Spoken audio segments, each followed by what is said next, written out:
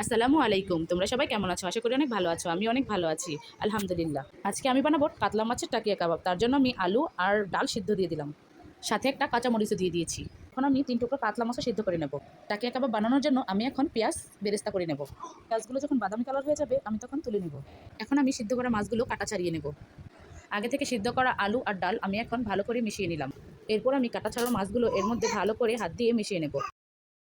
এখন দিয়ে দিব পেঁয়াজ কুচি, কাঁচামরিচ কুচি, আদা বাটা, জিরা বাটা, রসুন বাটা, শুকনো মরিচের গুঁড়ো, হলুদের গুঁড়ো, লবণ, জিরার গুঁড়ো, গরম মশলার গুঁড়ো, দিয়ে দেবো বিস্কিটের গুঁড়ো, ভেজে রাখা বেরেস্তা, আর দেবো একটা ডিম ভেঙে। এখন ভালো করে মিশিয়ে নেব। আমার মেশানো হয়ে গেছে। এখন আমি কড়াইয়ে তেল দিয়ে ভেজে নেব। এখন আমি হাত দিয়ে ভালো করে গোল গোল আকারে শেপে, কাবাবের শেপে এখন আমি এগুলো তেলে দিয়ে ভেজে নেব।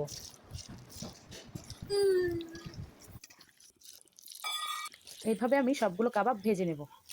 আমার কাবাবগুলো হয়ে গেছে। দেখো কত সুন্দর হয়েছে, আর খেতে অনেক মজার ছিল। তোমরা অবশ্যই এভাবে বানিয়ে খাবা। আজকের ভিডিওটা এই পর্যন্তই। আল্লাহ হাফেজ।